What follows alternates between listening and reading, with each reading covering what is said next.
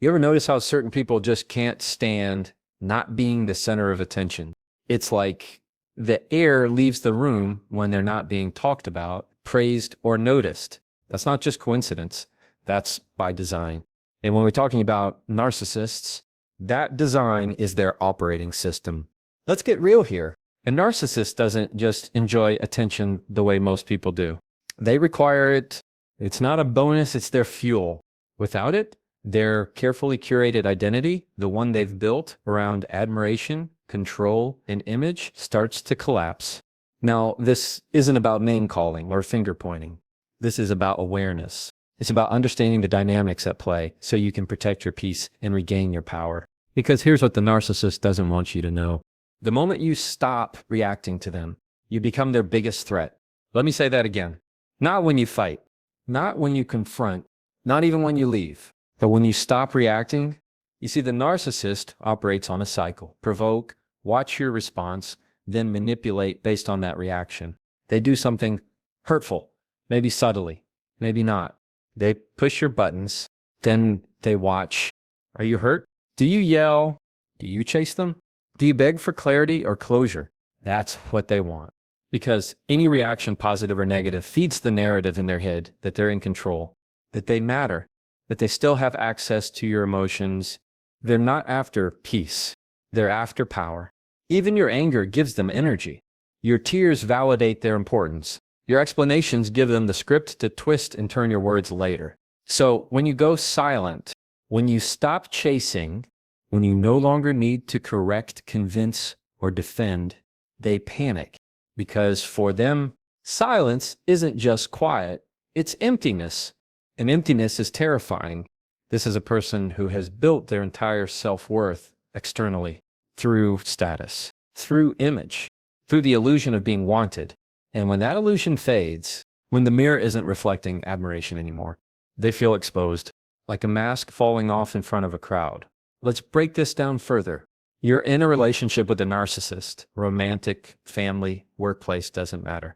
They've trained you to respond, to walk on eggshells, to anticipate their moods, to over-explain and over-apologize, even when it's not your fault. They've made themselves the center of your emotional universe. Every interaction is a performance, and you're always adjusting your role. But when you stop playing that game, when you stop feeding the narrative, they no longer know who they are in relation to you. Because without your energy, they're just there, without the stage, without the script, without the spotlight. And that's when their true weakness shows. They're not strong, they're not powerful, they're not composed, they're dependent on your attention, on your emotion, on your participation. The narcissist's ego is like a balloon with a slow leak. Every compliment inflates it just enough to float for a while, but it never holds, so they need more constantly. And the moment you stop inflating it with your attention, they drop. That's why no contact hurts them. That's why emotional indifference drives them crazy. Because nothing cuts deeper than realizing they no longer affect you. Let me be clear about something else too.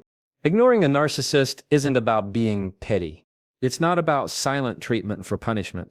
It's about reclaiming your peace. There's a big difference between withholding communication out of spite and withholding communication out of self-preservation. This isn't about revenge. It's about recovery. It's about healing from the cycle of emotional dependency they created. Because as long as you keep responding, they keep pulling the strings. But when you stop, you get your time back. You get your energy back. You get yourself back.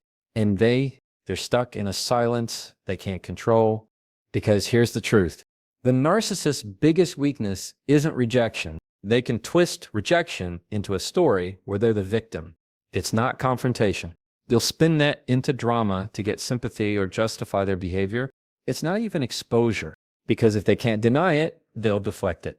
No, their true deepest, most painful weakness, it's being ignored, not being seen, not being heard, not being significant. And the moment you realize that, you stop being a puppet, you stop being the mirror, you stop being the supply, you become something else entirely, free. So when they text and you don't answer, when they bait and you don't bite, when they lie and you don't defend yourself, that's when they feel it, not your silence, their irrelevance. And let me tell you, there is no greater wound to a narcissist than no longer being the center of someone's emotional world. So keep your peace, stay grounded, hold your line.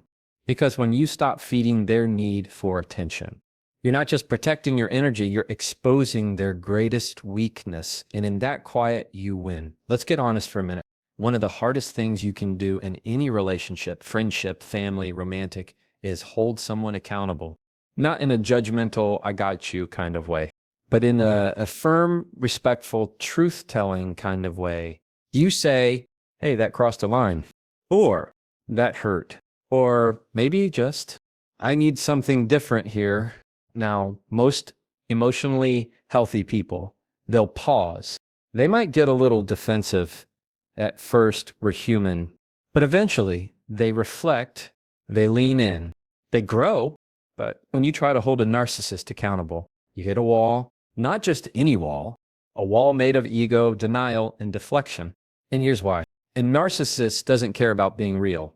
They care about being admired. That's the game they're playing. And any attempt to hold them responsible threatens the one thing they're protecting most, their image. Let me break it down like this. You bring up a concern. You're calm, you're clear, you're kind. But what do you get back? Defensiveness, excuses, maybe even the silent treatment, or worse, rage. Why? Because accountability feels like an attack to a narcissist. Not because you're being aggressive, but because truth cracks their illusion. And that illusion is all they've got. See, they've built this narrative, one where they're always right, always misunderstood, always the victim or the hero, never the villain. And when you hold them accountable, even gently, you force them to confront something they're terrified of. Reality. They don't want real. They want revered. They don't want to be understood. They want to be worshipped. And when you stop applauding, when you stop nodding along, when you stop pretending their behavior is okay, that ego starts to shake. Now here's where it gets even trickier. A narcissist is often charming, smart, quick. They know how to flip the script. They'll take your accountability and twist it into your flaw. You're too sensitive. You're always starting drama. You just don't appreciate everything I do. Suddenly, you're on defense. You start questioning yourself. You start wondering if you overreacted. And now, instead of addressing the harm they caused, you're busy apologizing for having feelings. That's the trap. That's the cycle. You bring truth. They bring distortion. You walk in with clarity, and you leave in confusion, because to them, truth isn't useful. Admiration is. As long as you're cheering them on, everything's fine. But the moment you speak truth into the relationship, they feel exposed. And when they feel exposed, they lash out. Let me tell you something important here. You holding someone accountable is not disrespect. It's not betrayal. It's not criticism. It's care. It's clarity. It's you saying, this matters enough for me to speak up. But the narcissist doesn't see it that way. Because to them, accountability is rejection. It's shame. It's weakness. And narcissists don't process shame the way most people do. They don't sit with it. They don't reflect. They project. They displace. They punish. Because shame means there's something wrong with them, and that is unbearable. So what do? They shift blame. They rewrite history. They make you feel guilty for bringing it up in the first place. And eventually, if you're not careful, you stop bringing things up altogether. You shrink. You silence yourself. You carry the emotional weight of both people just to keep the peace. But let me tell you, that's not peace. That's performance. And it's exhausting. You deserve relationships where honesty doesn't equal conflict, where accountability isn't a threat, but an invitation, where your voice doesn't feel like a problem to be fixed, but a truth to be heard. The narcissist doesn't want that. They want obedience disguised as loyalty. They want silence wrapped in smiles. They want agreement dressed up as support. And the moment you stop giving that to them, the illusion starts to crack. And here's the truth. They know you see it. They know you feel it. And that's why they push back so hard. Because once you stop participating in the performance, once you stop playing along with their version of reality, you become dangerous. Not because you're cruel, but because you're clear, and clarity, and that's their enemy. Because clarity says, I see the pattern now. I know this isn't okay. I know what accountability looks like, and I'm not afraid of it. And that terrifies them because they don't know how to thrive in truth. Only in image, only in admiration, only in control. So when you say this behavior hurt me and you don't back down, that's strength. When you say I need something different here and mean it, that's growth. And when you stop prioritizing their comfort over your clarity, that's healing. You're not being difficult. You're not being disrespectful. You're not being too much. You're being honest. And in a relationship rooted in ego, honesty is a threat. But don't let their discomfort rewrite your truth, because the people who are meant to be in your life, they'll value accountability. They'll listen. They'll adjust, not because they're perfect, but because they care. And so keep speaking your truth, even when it shakes the room, even when it shatters the illusion, even when it costs you the attention that once felt like love. Because the right people, they won't just admire you, they'll respect you.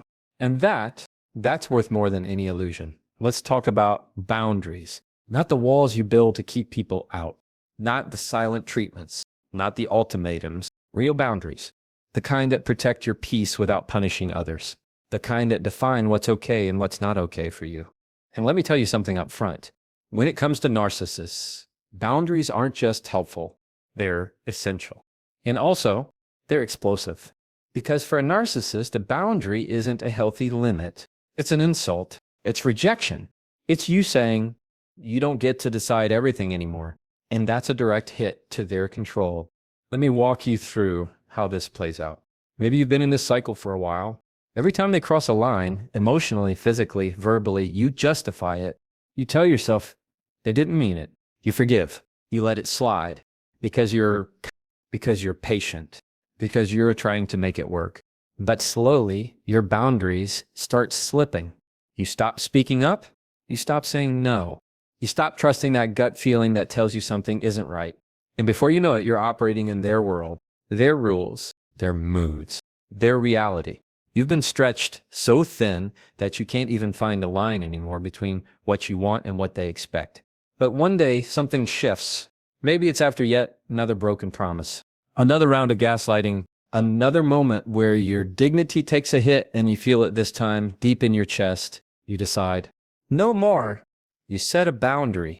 You say, this is what I need. This is what I won't accept anymore.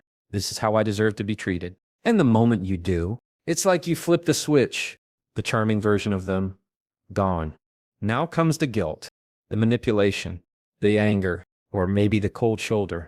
Because to a narcissist, a boundary is a betrayal. Not because it's wrong, but because it means they don't get to control the narrative anymore.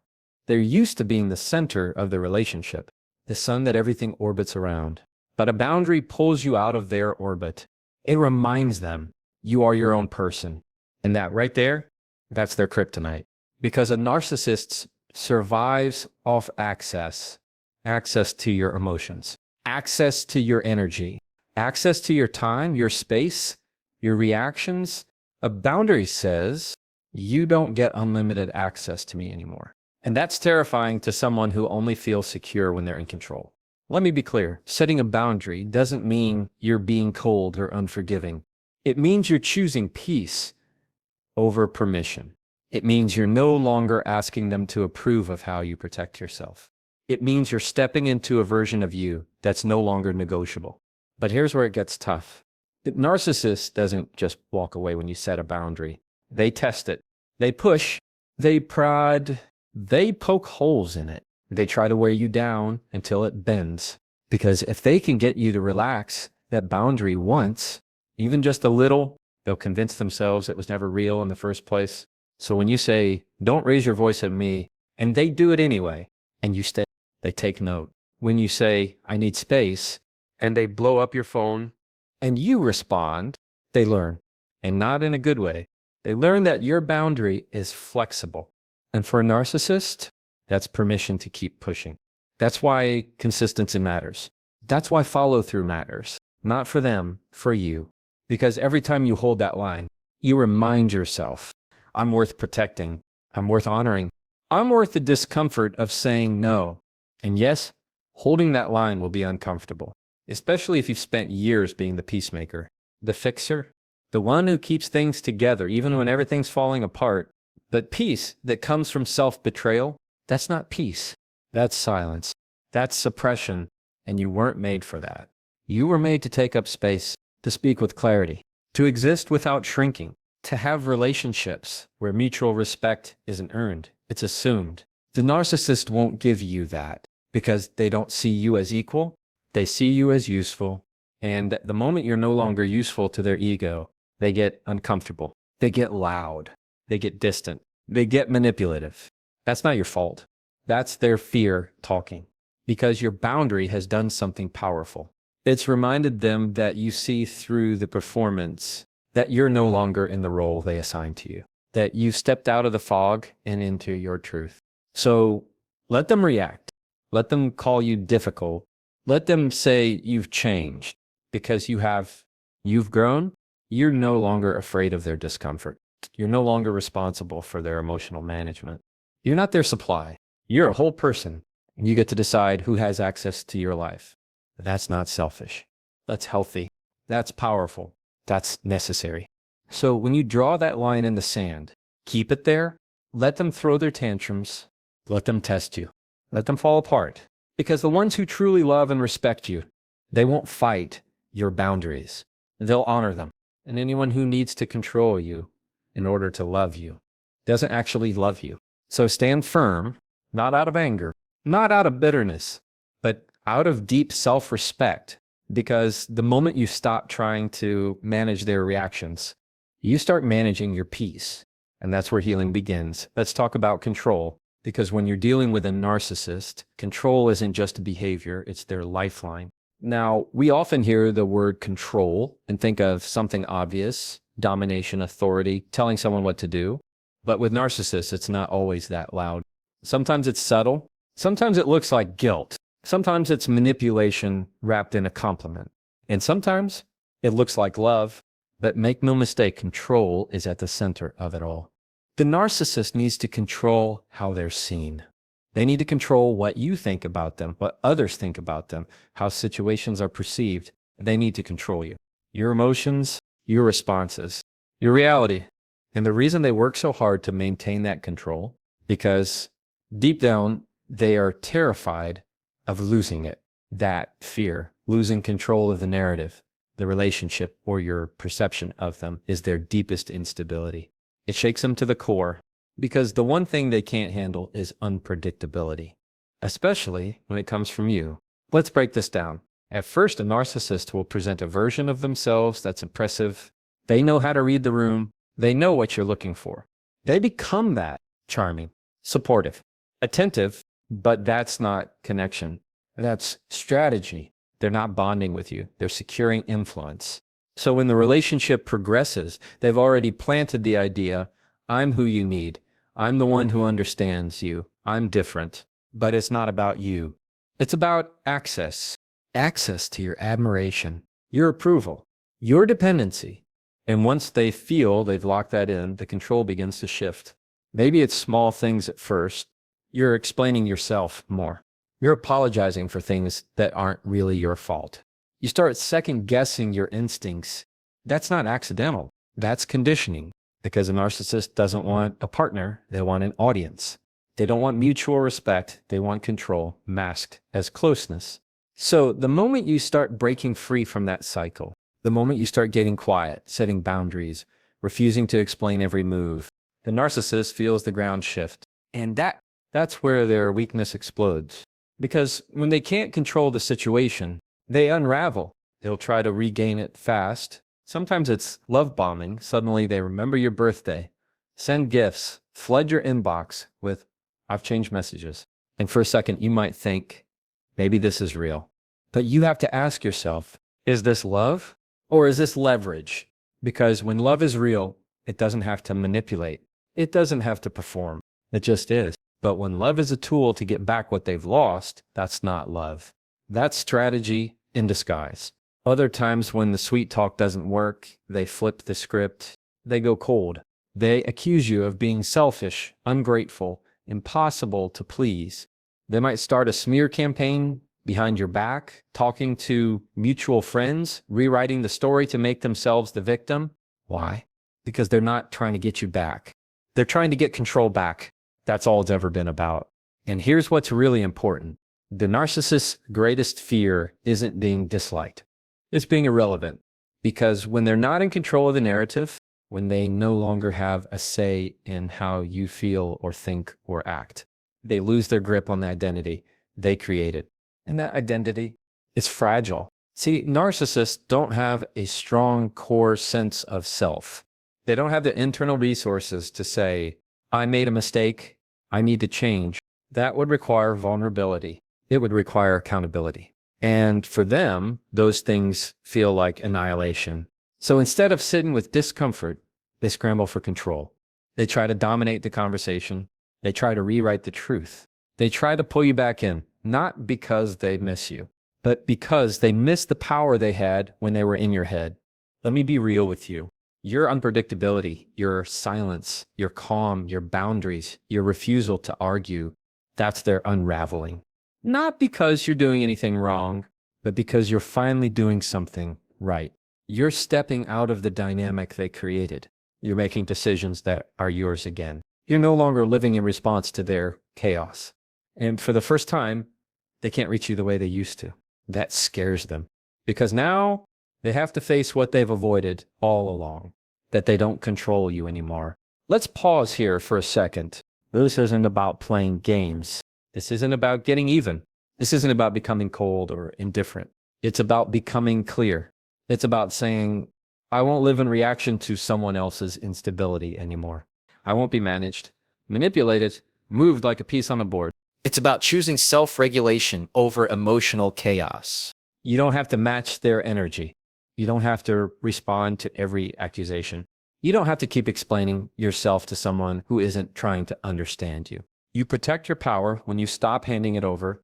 You reclaim your identity when you stop letting them define it. You heal when you stop trying to manage their reactions and start managing your own peace. And listen, this journey, it takes time. It takes support. It takes reminding yourself daily that you're not here to be controlled. You're here to be seen.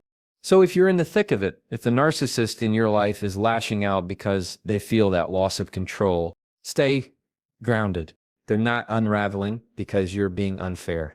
They're unraveling because their tactics aren't working anymore. And that's not your burden to carry. So breathe deep, hold steady. You're not causing their chaos. You're just no longer agreeing to live in it. That's not cruelty. That's clarity. And clarity is where your freedom lives.